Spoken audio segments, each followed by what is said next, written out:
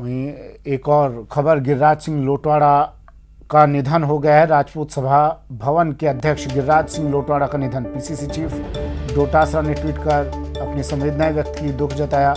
मुख्य सचेतक महेश जोशी ने भी अपनी संवेदनाएं प्रकट की। गिरिराज सिंह लोटवाड़ा का निधन, बड़ी खबर।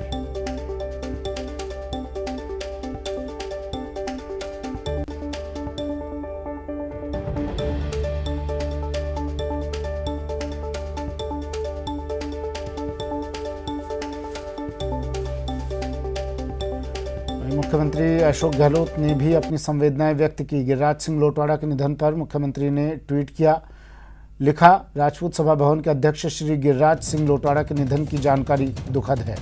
समाज के हित में श्री लोटवाड़ा ने अपने दायित्वों का बखूबी निर्वहन किया। उनका उल्लेखनीय योगदान रहा। ईश्वर शोकाकुल परिजनों को यह आघात सहने की शक्ति दे, दिवंगत आत्मा को शांति प्रदान करे।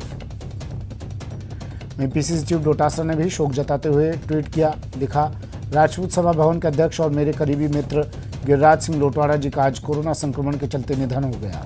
मैं ईश्वर से दिवंगत आत्मा को शांति प्रदान करने एवं उनके परिजनों को यह आघात सहने का संबल प्रदान करने की प्रार्थना करता हूँ।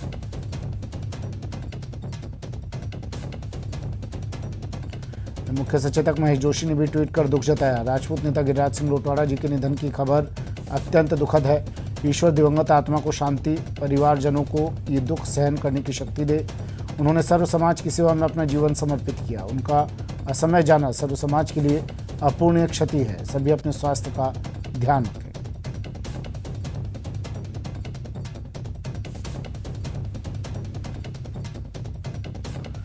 बड़ी खबर, देश में कोरोना की रफ्तार बेकाबू हो चुकी है। 24 घंटे में कुल 3000 मौतें हो चुकी हैं।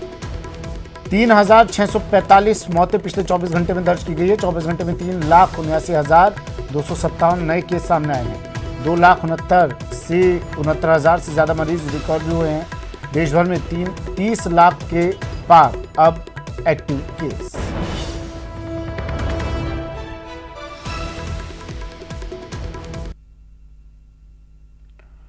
लापरवाही जारी, कोरोना भारी। मरुधरा का यह आंकड़ा देख लीजिए। पिछले 24 घंटे का यह आंकड़ा, मरीज कोरोना संक्रमित पॉजिटिव केसेस 3,79,257 और 3,645 मौतें राजस्थान में।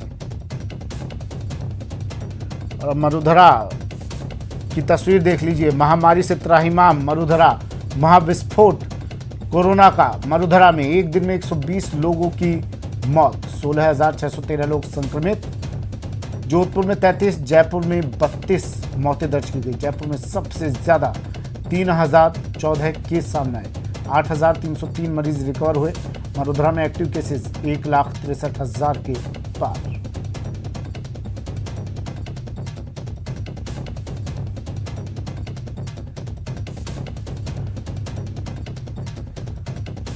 जिलेवार तस्वीर देख लीजिए। कोरोना का हाल जिलेवार। जयपुर में 3,014 सबसे ज्यादा पॉजिटिव केसेस।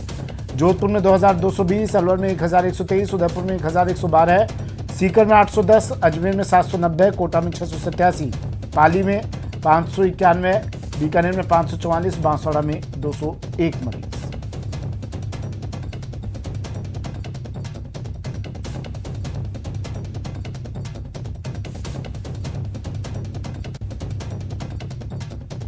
और पिछले 5 दिनों के हालातों पर नजर डाल लीजिए। 5 दिन में 80,304 पॉजिटिव केस आए हैं और 473 मौतें कोरोना के कारण हुई हैं। 24 अप्रैल को 15,355 केस, 74 मौतें। 25 अप्रैल को 15,809 केस, 74 मौत। 26 अप्रैल को 16,438 केस और 84 मौत। लगातार एक एक दिन यह आंकड़ा बढ़ता हुआ 27 अप्रैल को 16,089 केस, 121 मौत। 28 अप्रैल को 16,613 केस, 120 मौतें। तो अगर आपको भी इन आंकड़ों में शामिल होना है तो आप खूब गाइडलाइंस का उल्लंघन कीजिए, घर से बाहर निकलिए। सरकार जो अपील कर रही है उसे बिल्कुल मत सुनिए। अगर इन आंकड़ों में शामिल होना चाहते हैं, दर्ज होना चाहते हैं इन आंकड़ों में, क्योंकि लगातार पॉजिटिव केसेस के आंकड़े मरुधरा में बढ़ रहे हैं और उसकी बानगिए ग्राफ के जरिए समझिए, देखिए और कोशिश कीजिए कि घर से बाहर ना निकले।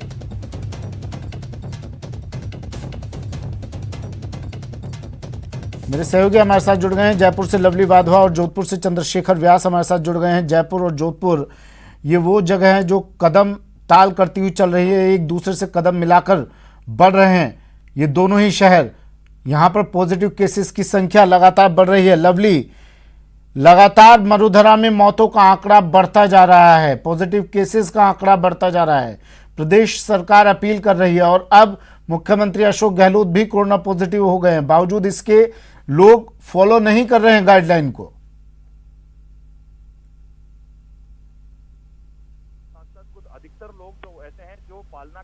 कुछ हद तक और उनके साथ साथ कुछ अधिकतर लोग जो ऐसे हैं जो पालना कर रहे हैं लेकिन अपने काम के लिए निकलते हैं, उन्हें भी कई बार इस तरह की समस्या का सामना करना पड़ता है।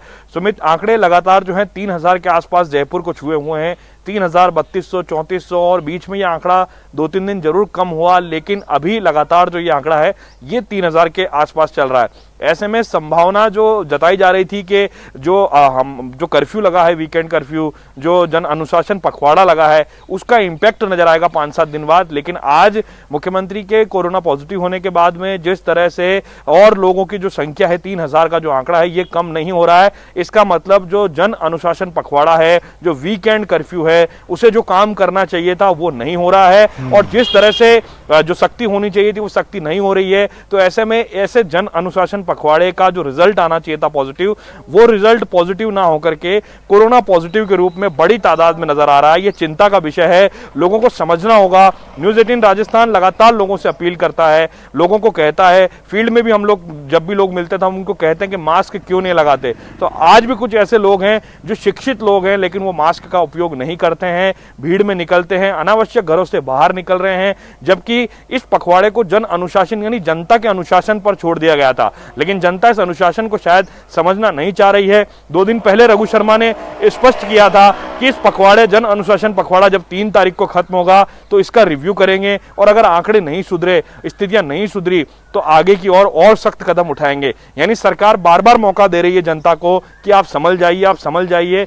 अब स्थितियां और खराब होती जा रही है सुमित, क्योंकि गांव के अंदर छोटी छोटी जो पंचायतें हैं, जयपुर संभाग की बात करें, पूरे राज्य की बात करें, छोटी छोटी पंचायतों के अंदर भी अब कोरोना पॉजिटिव केसेस की संख्या 2, 3, 4 नहीं बल्कि दर्जन दर्जन पॉजिटिव केसेस आ रहे हैं। कोरोना की रिपोर्ट सप्ताह तक लेट चल रही है। 70,000 की लिमिट हमारे राजस्थान की 67 लैबों की है, लेकिन लगातार लाखों सैंपल कलेक्ट हो रहे हैं। ऐसे में ये संभावना बिल्कुल व्यक्त की जा सकती है कि लाखों की तादाद में लोग अगर सैंपल दे रहे हैं, इसका मतलब लोग किसी न किसी बीमारी से पीड़ित हैं, परेशान हो रहे हैं, उनमें किसी न किसी तरह का सिम्टम है। और बड़ी बात यह है कि रिपोर्ट का सैंपल देने के बाद लोग खुले में घूम रहे हैं, जबकि रिपोर्ट का सैंपल देने के बाद जब तक रिपोर्ट ना आ जाए लोगों को आइसोलेशन के लिए जो कोरोना प्रोटोकॉल है, आइसोलेशन में रहना होता है। लेकिन रिपोर्ट का सैंपल देकर के बाजार की किसी दुकान पर खरीदारी करते हुए, कहीं मेडिकल स्टोर पर दवा लेते हुए, सब चीजों की होम डिलीवरी सभी शहरों के अंदर हो रही है, और मानवता के तौर पर लोग भी एक दूसरे की मदद कर रहे हैं। मगर अफसोस की बात है कि लोग इस गाइडलाइन की पालना नहीं कर रहे हैं। कुछ लोग जो हैं वो गाइडलाइन की पालना नहीं कर रहे हैं, जिसके चलते आज गिरिराज सिंह लोटवाड़ा के निधन की सूचना आई और भी कई सूचनाएं इस तरह की आ रही जो दुखद है। हाँ, जोधपुर लिए चलते हैं, चंद्रशेखर हमारे साथ जुड़े हुए हैं। चंद्रशेखर, जोधपुर में लगातार पॉजिटिव केसेस बढ़ रहे हैं जोधपुर में, लेकिन तस्वीरें जो आप पिछले काफी दिनों से दिखाते आ रहे हैं चंद्रशेखर, क्या अब उन तस्वीरों में कुछ बदलाव नजर आ रहा है वहां?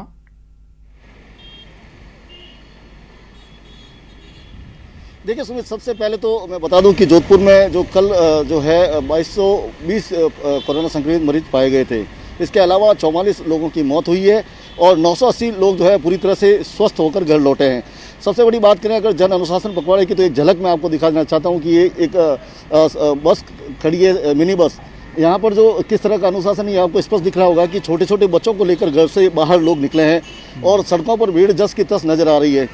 सबसे बड़ी बात, लोगों जो जिस प्रकार से बच्चों के मास्क लगाए हुए हैं, नाक बाहर है और मास्क जो है मुंह पे लगा हुआ है, और कोई जो टोकने वाला और रोकने वाला नज़र नहीं आ रहा है। तो शहर के हालात लगातार ख़राब हो रहे हैं। अस्पतालों में जो है जगह नहीं है। महात्मा गांधी अस्पताल, मथुरादास माथुर अस्पताल, एम्स अस्पताल सहित सभी अस्पताल जो है भर चुके हैं, लेकिन सड़क पर भीड़ है जो लगातार जो है दिखाई दे रही है। लोग जो है रोड पर टहलते घूमते बड़े आसानी से दिख जाते हैं। और सबसे बड़ी बात, मास्क जरूर लगाया हुआ है, लेकिन मास्क किस तरह से लगाना है इसकी शायद उनको जो है नॉलेज नहीं है। नाक पूरी तरह से बाहर दिखेगा और मास्क लगा के अपना जो है प्रोटोकॉल का पालन करते लोग नजर आ रहे हैं। जोधपुर शहर में लगातार स्थितियां बिगड़ रही है, लेकिन लोग हैं जो मानने का नाम नहीं ले रहे। जी सुमित। जोधपुर में 33 मौतें हुई हैं पिछले 24 घंटे में। चंद्रशेखर, क्या इन लोगों पर सख्ती नहीं कर रहा है प्रशासन? इतनी ढिलाई क्यों? जब हम लगातार ये तस्वीरें देख रहे हैं, क्यों नहीं प्रशासन सख्त मोड में आता है?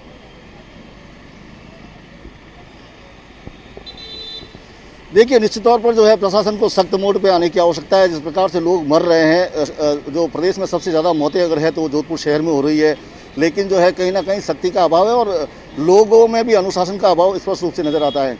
हालांकि सरकार चाहती है कि लोग स्वयं अनुशासन में आए और अपने जीवन की रक्षा खुद करे, और लोगों को अपनी जिम्मेदारी समझना चाहिए, अपने पारिवारिक जो है दायित्वों को समझना चाहिए, और घर से बाहर निकले तो मास्क लगा के निकले। जहाँ तक जरूरी काम ना हो घर से बाहर नहीं निकलना चाहिए, लेकिन लोगों की आदतें हैं कि वे सुधरने का नाम लेते नजर नहीं आ रहे हैं। जी सुमित। ठीक है लवली, एक आखिरी सवाल बताइए, क्या कुछ सरकार अब प्लानिंग कर रही है कुछ और सख्त कदम उठाने के? क्या इस जन अनुशासन पखवाड़े को और ज़्यादा सख्त रूप दिया जा सकता है?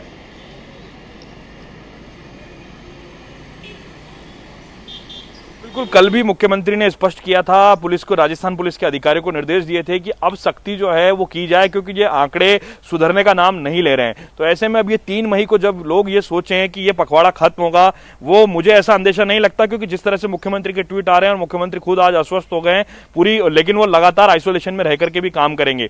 तो ऐसे में ये कहा जा सकता है कि 3 मई के बाद में और सख्ती होगी, और उसके बाद में, और ये सख्ती होना लाजमी भी है सुमित, क्योंकि जिस तरह के आंकड़ों को हम दिखा रहे हैं, हम कोशिश कर रहे हैं लोगों से अपील करके कि आंकड़े कम हो, लेकिन ये आंकड़े कम नहीं हो रहे। रिपोर्ट्स पॉजिटिव की जो है संख्या जो है रिकॉर्ड, वो लगातार रिकॉर्ड टूटते जा रहे हैं। तो ऐसे में सख्ती की तैयारी पुलिस प्रशासन की ओर से क्या की जाएगी, ये गृह विभाग की नई गाइडलाइन बताएगी। लेकिन जो विवाह समारोह है, जो सावों का अबूझ जो सावे चल रहे थे, वो सावे भी अब आज और कल में समाप्त हो चुके हैं। तो ऐसे में अब सरकार की पूरी तैयारी की 3 तारीख को जो काउंटडाउन होगा नई गाइडलाइन का, वो काउंटडाउन के अंदर ऐसी उम्मीद जताई जा रही है कि और सख्ती होगी। जो आवश्यक सेवाओं की दुकानें जो सुबह 6 बजे से 11 बजे तक खोली गई है, इसके अलावा जिस तरह से पुलिस का पहले राउंड होता था, पीसीआर और थाने की जो पुलिस होती थी वो बाजारों में बंद कराने के लिए निकलती थी, जगह जगह नाकाबंदी के पॉइंट होते थे, लेकिन फिलहाल ये खाना पूर्ति हो रही है।